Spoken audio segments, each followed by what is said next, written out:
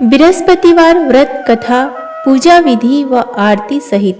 बृहस्पतिवार व्रत की विधि। इस दिन बृहस्पतेश्वर महादेव जी की पूजा होती है। दिन में एक समय ही भोजन करें, पीले वस्त्र धारण करें, पीले पुष्पों को धारण करें। भोजन भी चने की दाल का होना चाहिए, नमक नहीं खाना चाहिए। पीले रंग का फूल, चने की दाल, पीले कपड़े तथा पीले चंदन से पूजा करनी चाहिए। पूजन के पश्चात कथा सुननी चाहिए। इस व्रत के करने से बृहस्पति जी अति प्रसन्न होते हैं तथा धन और विद्या का लाभ होता है। स्त्रियों के लिए यह व्रत अति आवश्यक है। इस व्रत में केले का पूजन होता है। प्राचीन समय की बात है, भारत में एक राजा राज्य करता था। वह बड़ा प्रतापी तथा दानी था। वह नित्य प्रति मंदिर में भगवत दर्शन करने जाता था। वह ब्राह्मण और गुरु की सेवा किया करता था। उसके द्वार से कोई भी याचक निराश होकर नहीं लौटता था। वह प्रत्येक गुरुवार को व्रत रखता एवं पूजन करता था। हर दिन गरीबों की सहायता करता था। परंतु यह सब बातें उसकी रानी को अच्छी नहीं लगती थी। वह न व्रत करती और न किसी को एक भी पैसा दान में देती थी। वह राजा से भी ऐसा करने को मना किया करती थी। एक समय की बात है कि राजा शिकार खेलने वन को चले गए। घर पर रानी और दासी थी।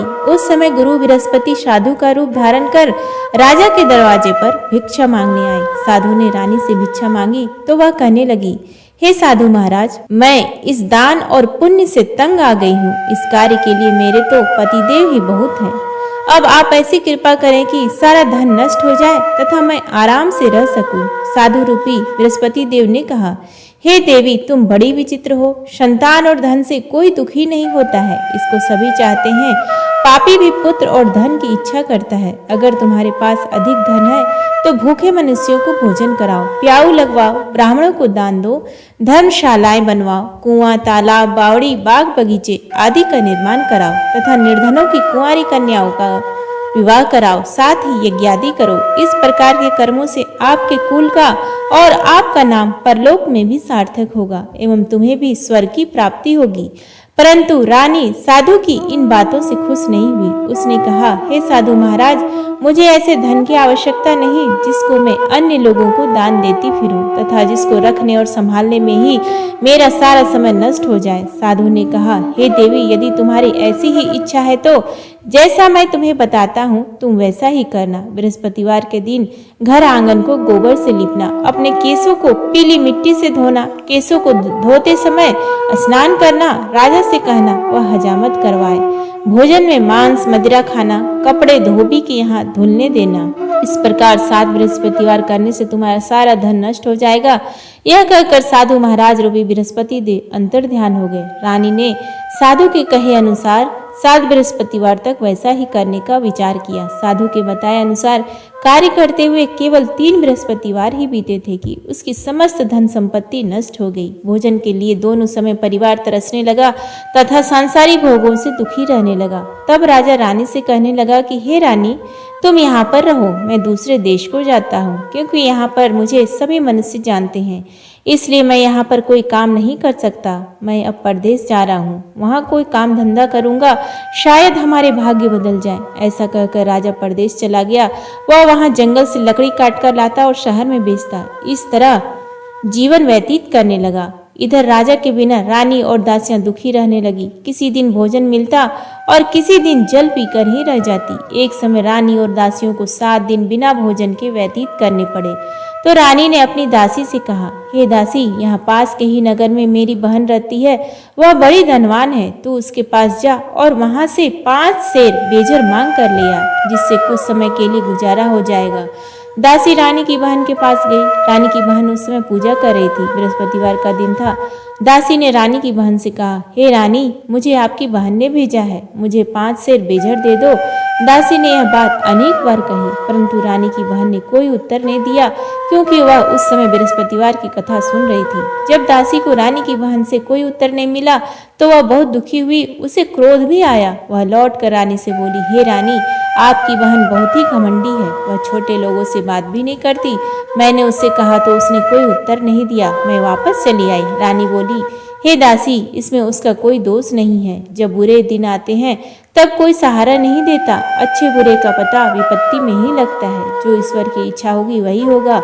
यह सब हमारे भाग्य का दोष है। उधर रानी की बहन ने सोचा कि मेरी बहन की दासी आई थी, परंतु मैं उसे कुछ बोल नहीं सकी। इससे वह बहुत दुखी हुई होगी। अतः कथा सुन और विष्णु भगवान का पूजन समाप्त कर वह अपनी बहन के घर गई और कहने लगी, हे बहन, मैं बृहस्पतिवार का व्रत कर रही थी। तुम्हारी दासी हमारे घर गई थी, परंतु जब तक कथा होती है तब तक हम लोग ना उठते हैं और ना बोलते हैं, इसलिए मैं नहीं बोली। कहो दासी, क्यों गई थी? रानी बोली, बहन, हमारे घर अनाज नहीं था। वैसे तुमसे कोई बात छुपी नहीं है, इस कारण मैंने दासी को तुम्हारे पास 5 सेर बेजा लेने के लिए भेजा था। रानी की बहन बोली, बहन देखो, बृहस्पति भगवान सबकी मनोकामना पूर्ण करते हैं। देखो, शायद तुम्हारे घर में ही अनाज रखा हो। यह सुनकर दासी घर के अंदर गई तो वहां उसे एक बड़ा बेझर का भरा मिला। उसे बड़ी हैरानी हुई, क्योंकि उसने एक एक बर्तन देख लिया था। उसने बाहर आकर रानी को बताया। दासी अपनी रानी से कहने लगी, हे रानी, देखो, वैसे हमको जब अन्न नहीं मिलता तो हम रोज ही व्रत करते हैं। अगर इनसे इस व्रत की विधि और कथा पूछ ली जाए तो उसे हम भी कर लिया करेंगे। दासी के कहने पर रानी ने अपनी बहन से बृहस्पतिवार व्रत के बारे में पूछा। उसकी बहन ने बताया, हे रानी बहन, बृहस्पतिवार को सूर्योदय से पूर्व उठकर स्नान करके बृहस्पतिवार का व्रत करना चाहिए, लेकिन उस दिन सिर नहीं धोना चाहिए। बृहस्पतिवार के व्रत में चने की दाल और मुनक्कों से विष्णु भगवान का केले के वृक्ष की जड़ से पूजन करें तथा दीपक जलाएं। उस दिन एक ही समय भोजन करें। भोजन पीले खाद्य पदार्थ का करें तथा कथा सुने। इस प्रकार करने से गुरु भगवान प्रसन्न होते हैं, अन्न पुत्र धन देते हैं। इस तरह व्रत और पूजन की विधि बताकर रानी की बहन अपने घर लौट आई। रानी और दासी दोनों ने निश्चय किया कि वे बृहस्पति देव भगवान का पूजन जरूर करेंगी। 7 दिन बाद जब बृहस्पतिवार आया तो उन्होंने व्रत रखा। घुड़साल में जाकर चना और गुड़ बीन लाई तथा उसकी दाल से केले की जड़ में विष्णु भगवान का पूजन किया। अब भोजन कहाँ से आए? दोनों बड़ी दुखी हुई, परंतु उन्होंने व्रत किया था, इस कारण बृहस्पति देव भगवान प्रसन्न थे। वे एक साधारण व्यक्ति के रूप में 2 थालों में सुंदर पीला भोजन लेकर आए और दासी को देकर बोले, हे दासी, यह भोजन तुम्हारे और रानी के लिए है, तुम दोनों करना। दासी भोजन पाकर बड़ी प्रसन्न हुई और रानी से बोली, रानी जी, भोजन कर लो। रानी को भोजन आने के बारे में कुछ पता नहीं था, इसलिए वह दासी से बोली, जा तू ही भोजन कर, क्योंकि तू हमारी व्यर्थ में हंसी उड़ाती है। दासी बोली, एक व्यक्ति अभी भोजन दे गया है। रानी कहने लगी, वह भोजन तेरे लिए ही दे गया है, तू ही भोजन कर। दासी ने कहा, वह व्यक्ति हम दोनों के लिए 2 थालों में भोजन दे गया है, इसलिए मैं और आप दोनों ही साथ साथ भोजन करेंगे। फिर दोनों ने गुरु भगवान को नमस्कार कर भोजन प्रारंभ किया। उसके बाद से वे प्रत्येक बृहस्पतिवार को गुरु भगवान का व्रत और पूजन करने लगी। बृहस्पति भगवान की कृपा से उनके पास धन हो गया, परंतु रानी फिर पहले की तरह से आलस्य करने लगी। तब दासी बोली, देखो रानी, तुम पहले भी इस प्रकार आलस्य करती थी, तुम्हें धन के रखने में कष्ट होता था, इस कारण सभी धन नष्ट हो गया। अब गुरु भगवान की कृपा से धन मिला है तो फिर तुम्हें आलस्य होता है। बड़ी मुसीबतों के बाद हमने यह धन पाया है, इसलिए हमें दान पुण्य करना चाहिए। तुम भूखे मनुष्यों को भोजन कराओ, प्याऊ लगवाओ, ब्राह्मणों को दान दो, कुआं, तालाब, बावड़ी आदि का निर्माण करवाओ, मंदिर पाठशाला बनवाकर दान दो, कुंवारी कन्याओं का विवाह करवाओ। धन को शुभ कार्यों में खर्च करो, जिससे तुम्हारे कुल का यश बढ़े तथा स्वर्ग प्राप्त हो और पितृ प्रसन्न हो। दासी की बात मानकर रानी ने इसी प्रकार के कर्म करने प्रारंभ किए, जिससे उनकी काफी यश फैलने लगा। एक दिन रानी और दासी आपस में विचार करने लगी कि न जाने राजा किस दशा में होंगे, उनकी कोई खोज खबर नहीं है। गुरु भगवान से उन्होंने प्रार्थना की और भगवान ने रात्रि में राजा को स्वप्न में कहा, हे राजा, उठ, तेरी रानी तुझको याद करती है, अब अपने देश को लौट जा। राजा प्रातःकाल उठकर जंगल से लकड़ियां काट कर लाने के लिए जंगल की ओर चल पड़ा। जंगल से गुजरते हुए सोचने लगा, रानी की गलती से कितने दुख भोगने पड़े, राजपाट छोड़कर उसे जंगल में आकर रहना पड़ा। जंगल से लकड़ियां काट कर उन्हें बेचकर गुजारा करना पड़ा।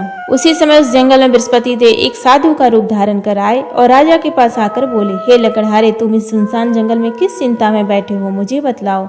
यह सुन राजा के नेत्रों में जल भर आए और साधु की वंदना कर बोला, हे प्रभु, आप सब कुछ जानने वाले हैं। इतना कहकर राजा ने साधु को अपनी संपूर्ण कहानी सुना दी। महात्मा तो स्वभाव से ही दयालु होते हैं। वे राजा से बोले, हे राजन, तुम्हारी पत्नी ने बृहस्पति देव के प्रति अपराध किया था, था जिसके कारण तुम्हारी यह दशा हुई है। अब तुम किसी प्रकार की चिंता मत करो, भगवान तुम्हें पहले से अधिक धन देंगे। देखो तुम्हारी पत्नी ने बृहस्पतिवार का व्रत करना प्रारंभ कर दिया है। अब तुम भी बृहस्पतिवार का व्रत करके चने की दाल व गुड़ और जल को लोटे में डालकर केले के पत्ते से भगवान विष्णु का पूजन किया करो। फिर कथा कहो या सुनो, भगवान तुम्हारी सब मनोकामनाओं को पूर्ण करेंगे। साधु को प्रसन्न देखकर राजा बोला, हे प्रभु, मुझे लकड़ी बेचकर इतना पैसा भी नहीं बचता जिससे भोजन करने के उपरांत कुछ बचा सकूं। मैंने रात्रि में अपनी रानी को व्याकुल देखा है। मेरे पास कोई साधन नहीं जिससे समाचार जान सकूं। फिर मैं बृहस्पतिवार की कौन सी कहानी कहूँ या सुनूं?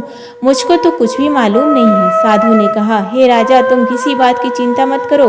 बृहस्पतिवार के दिन तुम रोजाना की तरह लकड़ियां लेकर शहर में जाओ। तुम्हें रोज से दोगुना धन प्राप्त होगा जिससे तुम भली भांति भोजन कर लोगे तथा बृहस्पति देव की पूजा का सामान भी आ जाएगा। बृहस्पति देव की कथा इस प्रकार है। प्राचीन काल में एक बहुत ही निर्धन ब्राह्मण था। उसके कोई संतान नहीं थी। वह नित्य पूजा पाठ करता, परंतु उसकी स्त्री बहुत ही मालिनता के साथ रहती थी। वह न स्नान करती और न किसी देवता का पूजन करती। प्रातःकाल उठते सर्वप्रथम भोजन करती, बाद में कोई अन्य कार्य करती। ब्राह्मण देवता बहुत दुखी रहते थे। पत्नी को बहुत समझाते किंतु उसका कोई परिणाम न निकलता।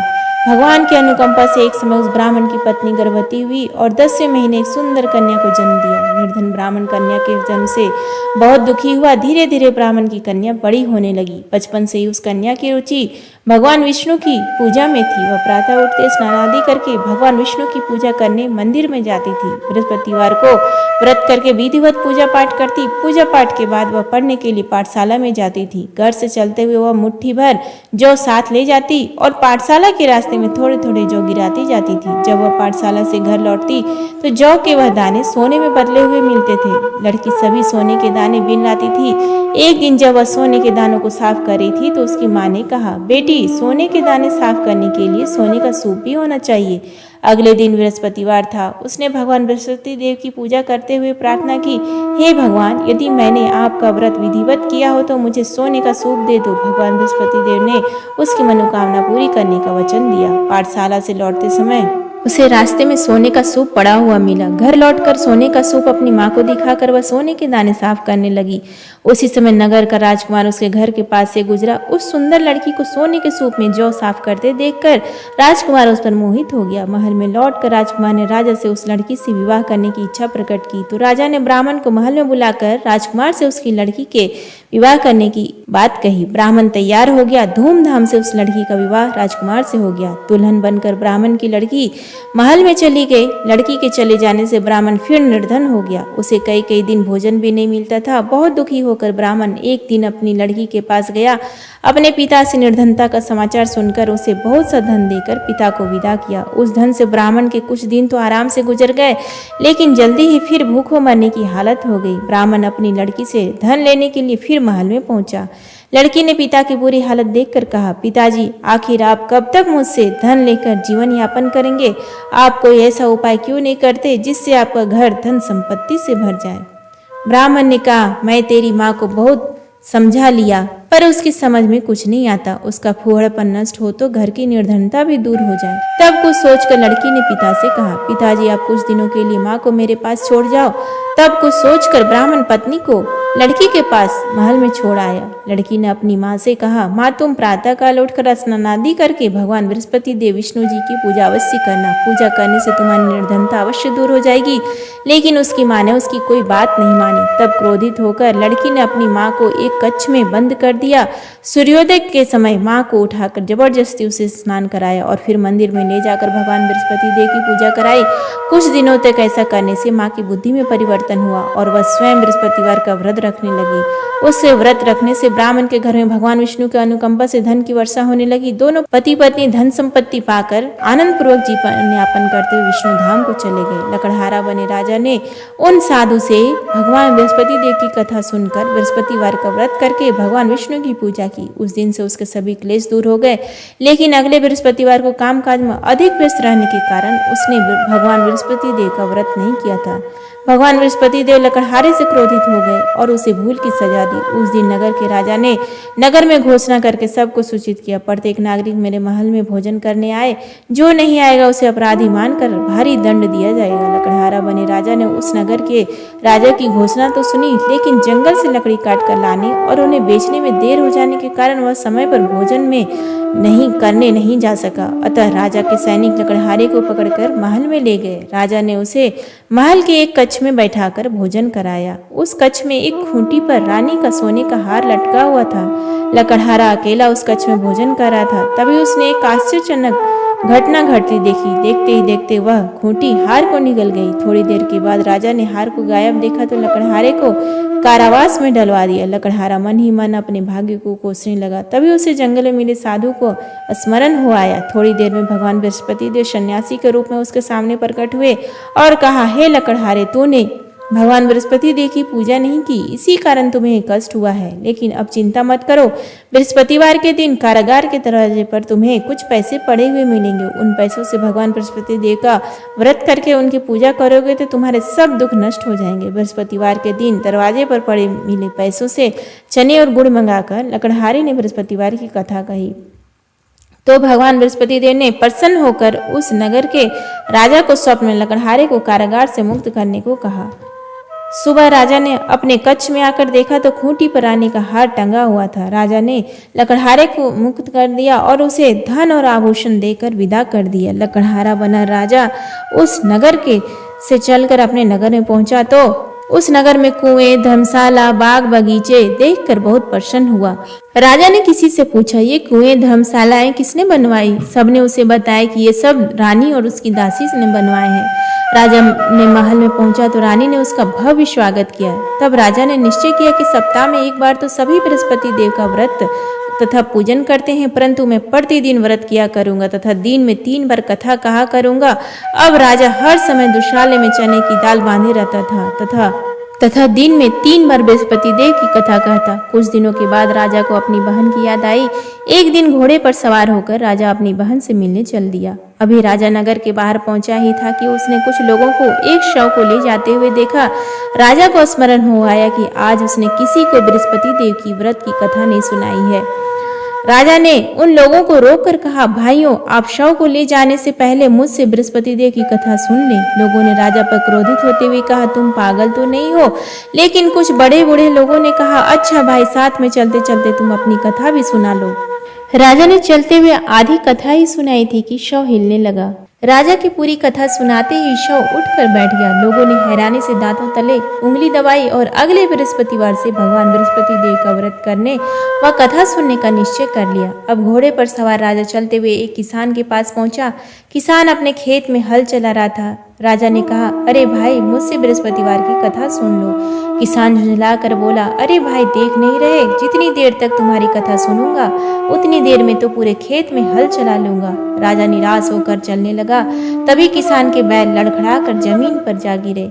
किसान के पेट में भी जोरों का दर्द होने लगा। उस किसान की पत्नी जब खाना लेकर आई तो उसने किसान से इस बारे में पूछा। किसान ने घुड़सवार की पूरी कहानी सुनाई। किसान की पत्नी दौड़ती हुई राजा के पास पहुंचकर हाथ जोड़कर बोली, भैया, मैं तुम्हारी कथा सुनने को तैयार हूँ। राजा ने उसके साथ खेत पर पहुंचकर बृहस्पतिवार की कथा सुनाई। तभी बैल उठकर खड़े हो गए। किसान के पेट का दर्द भी तुरंत ठीक हो गया। राजा अपनी बहन के घर पहुंचा तो उसकी बड़ी आवभगत हुई। अगले दिन सुबह उठकर राजा ने देखा घर के सभी लोग भोजन कर रहे हैं। किसी भूखे को बृहस्पतिवार की कथा सुनाए बिना राजा भोजन नहीं करता था। उसने बहन से कहा, बहन, क्या घर में कोई ऐसा व्यक्ति है जिसने अभी तक भोजन न किया हो? उसकी बहन बोली, भैया, हमारे घर में तो क्या, आपको पूरे नगर में कोई ऐसा व्यक्ति नहीं मिलेगा जिसने सुबह सुबह भोजन नहीं किया हो। तब राजा ने बहन के घर से निकलकर उस नगर में बिना भोजन किए व्यक्ति की तलाश की। एक गडरिये के घर में उसका बेटा बीमार होने के कारण भूखा रह गया था। राजा ने उसको जाकर बृहस्पतिवार की कथा सुनाई। कथा सुनते गडरिये का बीमार बेटा बिल्कुल ठीक हो गया। सबने राजा की बहुत प्रशंसा की। एक दिन राजा ने अपनी बहन से कहा, बहन, अब हम अपने घर जाना चाहते हैं, तुम भी हमारे साथ चलो, कुछ दिन वहां रहकर लौट आना। राजा की बहन ने अपनी सास से पूछा तो सास ने ताने देते हुए कहा, बहू, मैके जाना हो तो अकेली जाना, मेरे पोतों को नहीं ले जाना। तुम्हारे भाई की कोई संतान नहीं है, कहीं तुम्हारी भाभी मेरे पोतों पर कोई जादू टोना ना कर दे। दूसरे कक्ष में बहन की सास की बातें सुनकर राजा दुखी मन से अकेला ही अपने घर लौट गया। रानी ने राजा से कहा, आप तो अपनी बहन को साथ लाने की बात कहकर गए थे, फिर बहन को साथ क्यों नहीं लाए? तब राजा ने दुखी होते हुए कहा, रानी हम निसंतान है, इसलिए कोई हमारे घर आना पसंद नहीं करता। रानी ने राजा को समझाया, हे प्राणनाथ, हमें बृहस्पति देव ने सब कुछ दिया है, अब भगवान बृहस्पति देव हमें संतान भी अवश्य देंगे। बृहस्पतिवार को विधिवत व्रत करते हुए राजा रानी ने भगवान बृहस्पति देव से संतान के लिए प्रार्थना की। कुछ दिनों के बाद उन्होंने स्वप्न में दर्शन देते हुए कहा, हे राजन, तेरी मनोकामना अवश्य पूरी होगी। एक सप्ताह बाद ही रानी गर्भवती हो गई। 10वें महीने रानी ने एक सुंदर पुत्र को जन्म दिया। राजा रानी जीवन पर्यंत बृहस्पतिवार का व्रत करते रहे। उनके घर में धन की वर्षा होती रही। इस तरह आनंद पूर्वक जीवन यापन करते हुए राजा रानी भगवान बृहस्पति देव की अनुकंपा से मोक्ष को प्राप्त करके सीधे वैकुंठ धाम पहुंच गए। बृहस्पतिवार को विधिवत व्रत करके जो स्त्री पुरुष भगवान विष्णु की पूजा करते हैं, भगवान उनकी सभी मनोकामनाएं पूरी करते हैं। इति श्री बृहस्पतिवार व्रत कथा संपन्न। आरती बृहस्पति देव की। ओम जय बृहस्पति देवा, स्वामी जय बृहस्पति देवा। छिन छिन भोग लगाऊं, छिन छिन भोग लगाऊं, कदली फल मेवा। ओम जय बृहस्पति देवा, तुम पूर्ण परमात्मा, तुम अंतर्यामी, जगत पिता जगदीश्वर, तुम सबके स्वामी। ओम जय बृहस्पति देवा, चरणामृत निज निर्मल, सब पातक हरता, सकल मनोरथ दायक, कृपा करो भरता। ओम जय बृहस्पति देवा, तन मन धन अर्पण कर, जो जन शरण परे, प्रभु प्रकट तब हो कर, आकर द्वार खड़े। ओम जय बृहस्पति देवा, दीन दयाल दयानिधि, भक्तन हितकारी, पाप दोष सब हरता, भव बंधन हारी। ओम जय बृहस्पति देवा, सकल मनोरथ दायक, सब संशय हारी, विषय विकार मिटाओ, संतन सुखकारी। ओम जय बृहस्पति देवा, जो कोई आरती तेरी प्रेम सहित गावे, ज्येष्ठानंदानंदन शो निश्चय पावे। ओम जय बृहस्पति देवा, स्वामी जय बृहस्पति देवा। प्रेम से बोलिए बृहस्पति देवता की जय। उम्मीद है आपको आज का ये वीडियो पसंद आया, तो प्लीज़ वीडियो को लाइक करें, शेयर करें और कमेंट बॉक्स में जय श्री हरि विष्णु, जय बृहस्पति देवा लिखना ना भूलें। धन्यवाद।